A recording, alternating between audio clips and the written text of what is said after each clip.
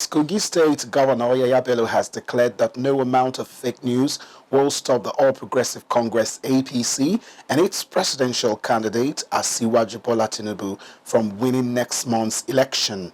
The governor said this while debunking reports that he had dumped Tinubu's presidential campaign train when he was featured on Channels TV's Sunday Politics. Bello said his support for Tinubu and his running mate, Kashim Shettima, remains unwavering and undiluted. In the air today. And according to your introduction, that there's no smoke without fire. In this particular instance, I'm sure the liars prepared the fire in the air. And surely it cannot be sustained. So there's definitely no fire, not to talk of smoke, relating to the fake news they peddled. It's most unfortunate. And I am urging all the law enforcement agencies and all regulatory bodies regarding journalism and media practitioners practicing in Nigeria to please live up to their responsibilities. The current electoral law empowers even INEC to investigate things like this and prosecute the liars, those who perpetuate fake news as far as this election is concerned. And let me further reassure millions of Nigerian youths and Nigerians and our followers and supporters in the country and across the world that I remain very supportive, ardent supporter, mobilizer, campaigner, and driver of votes for our leader and the president in the waiting, Asiwaju Bola Tinubu, the flag bearer of our great party, the All Progressives Congress, and my own brother, His Excellency, Senator Kashim Shettima. These are president and vice president in the waiting.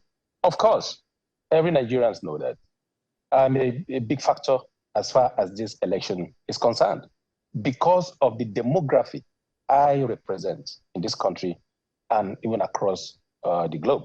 So, of course, they can come up with fake news, but it is incumbent on all law enforcement agencies to quickly take actions against these people. I am expecting that the management and that media house, the Tribune, that was so respected. I personally respect Tribune very well, and I don't know why they should allow themselves to be dragged into this kind of messy, situation. On Kogi governorship election, which is 10 months away, Governor Bello described the allegation as unfounded. I don't ever consider Honorable James Falake as a political rival because Honorable James Falake is a House of Representative member at the National Assembly, and I am a governor in Kogi State. On several occasions, we have compared notes. Whatever he heard, he reached out to me, I reached out to him. I don't think it is a subject of public discussion how we relate. Our common goal, as it is today, is how we work together to deliver and ensure that we have a resounding victory. Here in Kogi State, politics is that of interest. Everybody has his own interest. But let me tell you one thing. Power is not served a la carte. In Kogi State here, we have changed the dynamics completely. We don't care where you come from. We don't care about your religion.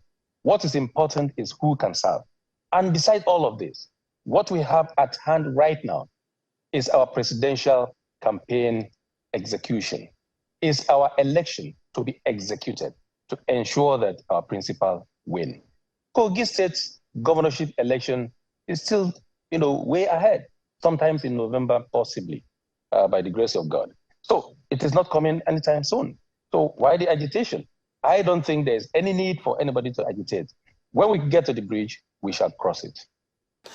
The governor has called on the fake news distributor to tender an unreserved apology to him and spread it. If not, he might be forced to take legal action against the media organization. They can come up with fake news, but it is incumbent on all law enforcement agencies to quickly take actions against these people. I am expecting that the management and that media house, the Tribune, that was so respected. I personally respect Tribune very well, and I don't know why they should allow themselves to be dragged into this kind of messy, situation.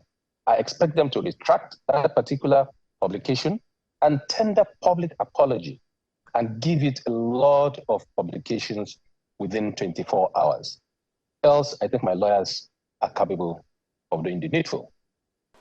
A National Daily Tribune in its report had claimed that Kogi State Governor had withdrawn his support for Tinubu against the backdrop of permutations in Kogi politics.